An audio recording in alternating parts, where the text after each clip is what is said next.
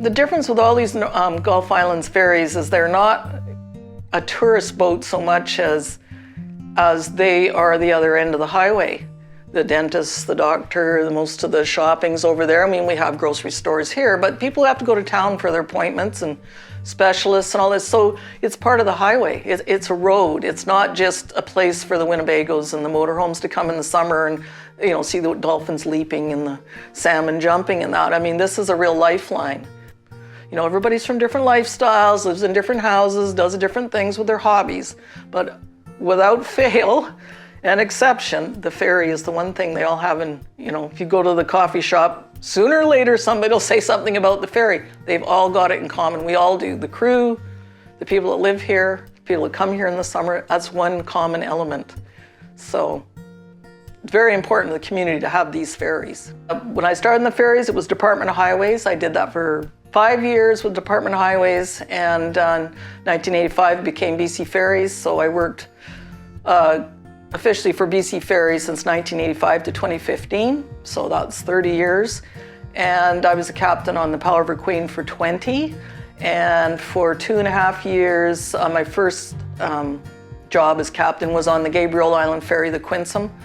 And so that was the absolute first time I had command. And then I did that and came back to Quadra and spent the rest of my career here. This is about the most treacherous part for approaching the dock. It looks simple, but there's two marker dolphins. That's the port hand, that's the starboard hand. If you notice, they have two different symbols on the top, as well as they'll have a flashing light that flash different sequences. If you have a really big tide going through here in the fog, when you have no visibility, this is the dicey moment, because you can see how close we can get here. 1988, they brought a ferry up from Gabriola, and they thought it might be suitable for this run. And there was two other marker dolphins in line with this one that went into the harbor. When they slowed the ship down at the point where we normally, with this one, would slow down, bigger horsepower, the tide caught it, it went sideways and it took out both the dolphins. The senior captain was, luckily I was on the deck when this happened. And they were never replaced, but the next day they took that ferry off the run. It was only here 4 days. So what I'm pointing out is that the tide, it looks like a short run, but the tide here is unbelievably fast. And it can be, like, we used to call it a career buster, if you're not setting for the tide on the way across and counteracting it. So you wouldn't have known that. And the other thing with the markers on the dolphins, if you're in the fog and you have a crew down there watching, doing fog watch, and they suddenly see something, they can tell from the day marks, so they could tell the captain or the mate which dolphin they're looking at. You know, if it's that one, they know exactly where they are when they see the day mark on it. So if you see the square one, okay, we know we're in the right position. We've got to be north of that going into Campbell Rivers. It can get really bad. We've had it so you couldn't even see in the dock till you were right on top of it, and even then you couldn't see the parking lot. So those are the days I don't miss. Right, first day of my retirement, I heard the fog whistle going on the ferry. I went, oh, that's lovely, I'm not there. I mean, we could all do it, it's just it's not as a relaxing day. Oh yeah, yeah. You go down through the lounge, see all the people there, school kids. You're going, yeah, you know, everybody's. It comes to one little point in the wheelhouse. You know, you on the radar, making the right decisions. Probably noticed it doesn't have a steering wheel. It's got 4 propellers, 2 on each end. They have to be turned. The front ones have to be turned 180 degrees to provide the braking for the vessel. Basically, instead of going astern propulsion, you're turning them around and they're pushing backwards. So then it's just a balancing act to get it in. You're hovering into the dock, working the front 2 against the back 2 that are pushing still. And then when you touch down, you have just enough of a bank cushion between the ship and the dolphin so they don't hit hard. It's something, it comes with years of ship handling, so you're not bashing into the dock all the time. And then you take the front 2 out while you're in the dock, and you just have the back 2 pushing, and then they put the lines on.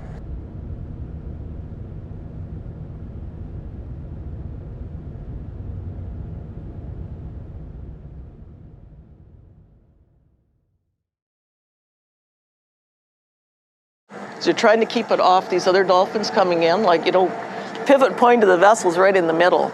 So if you're not remembering where the stern is, it'll just swing. So the whole time you're thinking of all 4 corners of the ship to get it in a straight line so it's not swinging wildly. And yeah.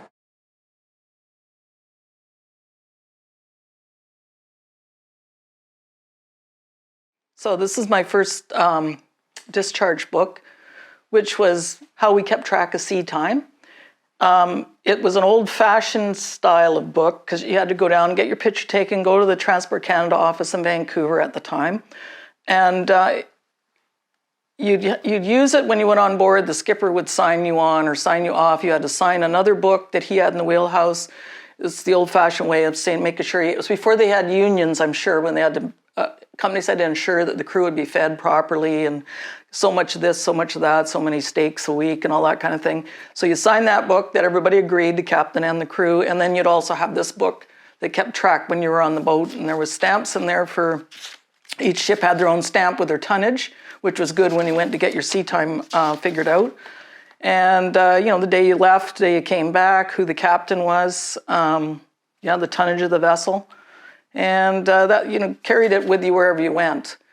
Well, I got to sign on articles officially at the time, you had to be 18, and I was 17, 3 or 4 months shy of my 18th birthday, but nobody questioned it. They just looked at the year you were born. So that actually is a picture of me when I was 17. And when you got your different certificates, radio certificate, lifeboat and all that, they were designed at the time, the same size as the book, so you could stick them in there and have them as a record. So I don't know if these are in use anymore in Canada. So it's sort of like a collector's item now.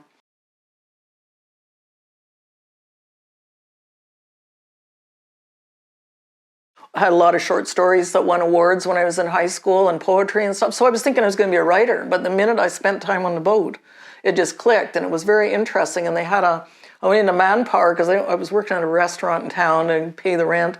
And I was looking for something to do in the fall. I didn't want to work in the restaurant. And there was the brochure for deckhand training at the Pacific Marine Training Institute. So that really jumped out at me. And so I went and took that course in '77 and then started going to the Union Hall in Vancouver. So it was unusual. You know, I spent a lot of time being the only girl in the class, only girl in firefighting, only, you know, but I mean, it wasn't because I was a girl. It was just that's what my interest was. So that doesn't change. I still like being on the water. I remember going and applying for a deckhand job with BC Ferries in 1977. And they said, no, we only hire women in catering. This was at the Horseshoe Bay terminal. You know, and that just made me even more, you know, gung-ho to do it. So to me now that's changed. They wouldn't say that to you now, but I really didn't want to use the female card. I want everybody to think I got the job because I deserved it. Not because I was the token female, but it was hard when you're the first female. There's still, you know, there's the backroom whispers and, oh, she probably knew this or did that, or, you know, and that does follow women still. Well, when I finally did the unionized work in the towboats, I went to Vancouver, and in those days, you didn't go into the companies to get a job. You had to go to the union hall. There was 2 different union halls, and one was a little bit more welcoming than the other. Now, the Canadian Brotherhood of Railway Transport and General Workers, they allowed non-members into the hall, and you could sit, put your name on the list, and if there was no regular union member there and a job came up that you're qualified for, you could get the job. And they called them 2 or 3 different times a day at set times. So there's nobody in the hall when a job came in from C-SPAN or Rivtow. Whoever was in there would get the job. So us people that were not members, we made it a job to sit there every day for months. Luckily, the first time I was in the hall, I was only there 3 days, and they actually called me at home. Asked if I didn't mind going as a cook instead of a deckhand, because the cook had showed up at the towboat company and was drunk as a skunk. And they had to sail right away because they had to pick up some barges. So they said, well, let's see, maybe Esther will go out, and because they knew I didn't drink. So that was my first job. It was fun until we got on the West Coast. I had no idea I'd get seasick out there. So that was an eye-opener. But eventually you get used to it. But when you're right in the middle of it, not so much fun. And you're the cook. So did have one skipper that thought, oh, well, it's great girls out here. I never have to go ashore. That didn't work. Yeah, they tried to sneak in the cabin once, and that was the last time he tried that. I guess I looked young and stupid, but I wasn't young and stupid. And the other thing is a lot of the crew had daughters my age, so there was a real protective feeling out there instead of like I wasn't scared to be with all these guys because they're all family people. And one of the ships I worked on, the wives came, we were laid over in Maple Ridge on the river, and the wives came down. One of them brought me seasick medicine. So it was kind of actually supportive for the most part. So it also helped to be a good cook by that time. I know otherwise, I might not have still been out there for that long. That was just to pay the bills at that time, and I took my one boat. They said it was cook deckhand, but they still wouldn't count the time at the office, even though they BS'd it for me, the captain. So I thought, well, I don't want to stay in the towboats. I was making really good money cooking, and by the time I worked for C-SPAN for 2 years, and by the time I left there, I was in the top 10 of cooks because it was a learning curve, and if you didn't want to mutiny, you sure had to learn to cook. And I waited till one of the crew I worked with knew the senior captain that was on the Quadra Ferry in the early 80s, late 70s. So he said, well, just go up there, mention my name, and then maybe they'll let you apply. So I did do that. And the next time I got off the tugboat and came through, the mate came down from the wheelhouse, saw me walk on and said, oh, the captain wants to see you, and they offered me a job. So that was great. And I think I was offered the job on the Friday, had to go back to C-SPAN on the Saturday and give them 48 hours notice, and they were going away for a week on the tug, so they had to bring in another cook, and I started Monday on the ferry. So that was in 1980. Lots of people have ambition, some want to be doctors, lawyers. I wanted to eventually, be an officer. So I was happy to get that job. Yeah.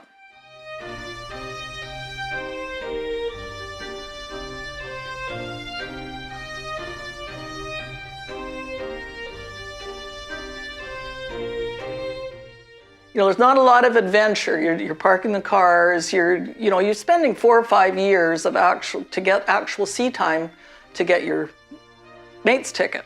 So most of it is going to work, doing your 8 hours, going home, parking the cars, but still learning stuff. So it's not the same as, I want to be a mate and next year I'm going to go to school. You actually had to accumulate actual days worked. And on this ferry, we had to have about 36 months actual days worked, not 3 years, could take you 6 years to get that 36 months. The sea time didn't count 100%, but you could count 50% of it. So every time you did a day, it was actually worth half a day for sea time. So it was recommended that I go to other runs that were like a different classification, longer sailings. Texada was a home trade 3, Queen of the North, Queen of Prince Rupert. I did go up there, but I didn't get any time as mate. So then I transferred to Texada because it was considered a home trade 3, sea time counted. It's a bit longer run to Campbell River, so I was there for a year, and then I went to the Comox Ferry. So what I did is I kept moving around to get the better sea time for captain. And by 1992, I had enough sea time. So in 86, I got mate's ticket. 6 years later, I had the time for captain. So I went and did all those tickets on my own, more or less. I think I might have one course maybe they paid for. You were learning stuff, and then when you got your sea time, you got all signed off, then you'd apply to go to school. And in those days, they actually, it was Department of Highways, they'd actually pay your way to school. And I found when I got to the point where I had the sea time, senior captain was from the old school, and he said, oh, just because you're a good deckhand doesn't mean you're going to be a good mate, so he wouldn't approve it. But the Canadian Constitution had just come out then where you had the right to do this, that, and the other. So I got a copy of the Constitution and went to the office in Courtenay with my union rep. When they decided that perhaps I wasn't a pushover, all of a sudden I got education leave, and the new senior captain came with my little ferry pass for going to school. But I think they realized that this is probably a good investment because I wasn't going to back down.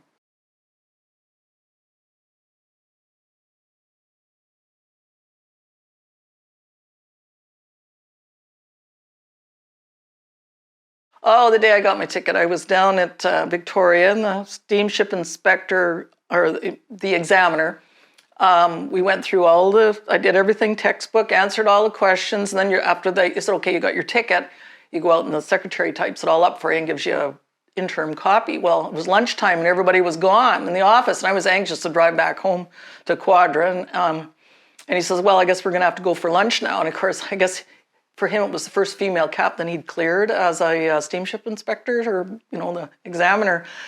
To me, I was just like, yeah, okay, go for lunch. And I just like, I can't wait to get back and get my ticket. And on the way home, so I finally get the ticket. I stopped to visit Jock Palmer. He was living in Victoria then. He was our future senior captain.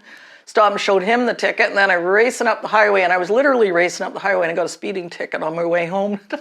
So I was, sir, please, can you give me a break? I just got my captain's ticket. And he's busy writing the ticket out. Didn't matter to him. So yeah, I got another ticket that day besides the captain's ticket. And then I came back and waited and waited and waited. There was excuse after excuse not to let me get cleared as captain. None of them valid, just the girl thing. So that's what my observation. So it wasn't until 1993 I got cleared on the Gabriola run, and then I was scheduled to work in about 2 weeks as the skipper, and I took my horse for a ride and broke my leg. So 10 days before my first shift as captain, I had a broken leg, and I'm arguing in emergency down in Comox, no, I don't have a broken leg. I have to go to work. I'm going to be the first captain. So I was off for about 10 weeks, and I remember having to go to the company doctor, and you had to hop up and down on your broken leg and all that, and I just gritted my teeth and just did it. And he says, usually employees are in here trying to find an excuse not to go back to work, but I was so anxious that I was only off 10 weeks, and then I did my first shift just before Christmas in '93, I guess. So there's the tenacity again. I limped my way to the wheelhouse, but I did it.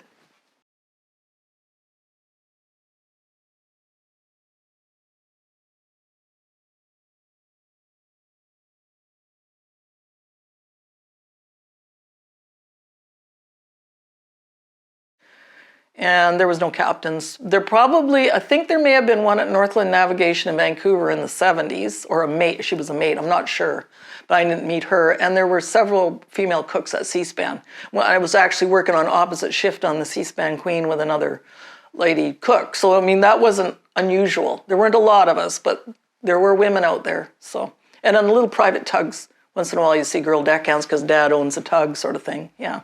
When I was first working as captain here, I didn't have a specific watch, so I'd sometimes do 9 days in a row. And as it turned out, when we had the worst fog, I did 9 days in a row in fog, and it was pea soup fog.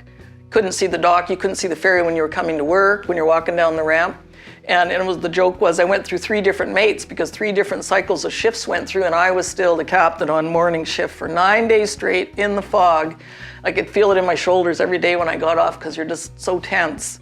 You're so responsible. You can't make a mistake. You're depending on your electronics, your crew, your lookouts and everything. So the 9 days was stressful, but we did it. And afterwards, I went and bought the crew a beer at the pub because they had done such a good job. We all work as a team. It's not just one. It's, all of us. Everybody had a job. But it was, you do feel satisfied after, but in the middle of it, you're just so tense and worried about everybody's safety, and you know you can do the job, but it's not relaxing, that's for sure. They used to have a foghorn down at the lighthouse, and you could actually hear it. And so when you were a captain, if you woke up at 5, get ready for work, and you heard that foghorn, it was like your shoulders would slump because you knew it was going to be a stressful day. We can handle the job, but it's just like, it's not as relaxing as just looking out the window and seeing everything. So they did replace that foghorn down there, and it was a lot quieter. And one of the guys, that when he got his captain's ticket, somebody snuck down there the day before and put a blanket over the old foghorn sensor. So it went off on his first day as captain, even though it wasn't foggy. So that always was a general theme between all the captains, that foghorn. So the first day after I was off the ferry, I heard ship's whistles out there in the fog. I just could roll over and go back to sleep. It was kind of nice after 35 years to not have to either stand a watch or be on the deck in the fog. So.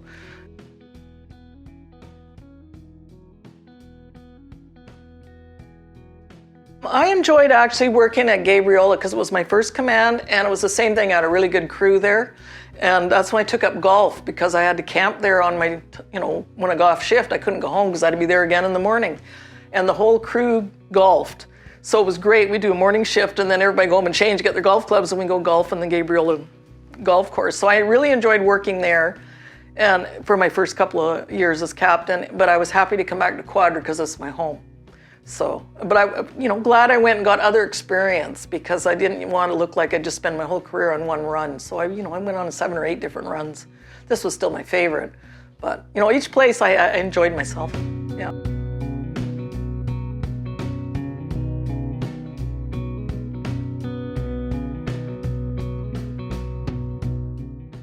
I think the thing I miss most is the crew. I was lucky, I had a really good crew.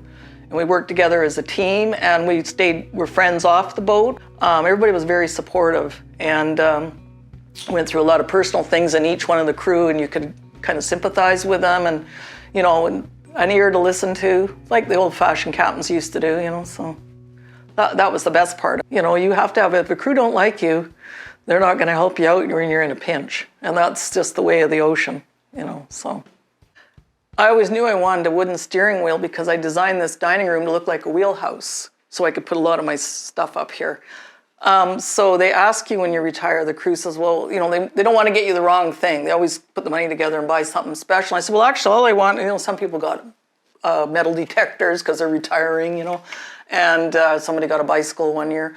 I said, no, I just want a wooden steering wheel so I can mount it in the dining room like I always wanted to do. So they did go and get that for me, and presented it at my retirement party, and then somebody piped up in the back, well, where's the rest of the ship, So, yeah. But yeah, to me, this is special because that's what I wanted, and I like to look at it. And I mean, none of the ships have wooden steering wheels anymore, so to me, it was kind of cool, yeah. But finally, after 35 years, I could leave, and felt I did a good job, and next morning I heard a foghorn and I felt even better. So, no, I would say that was, every day was fun on there with my crew, but the last day I was kind of proud I'd done the career and I'd stuck with it, and there was a lot of obstacles, especially for the first one. So, I hate to say it, but the last day was the best day. Every day was fun, but it was like, because then it was like an accomplishment. You'd close the circle, done the job, no accidents.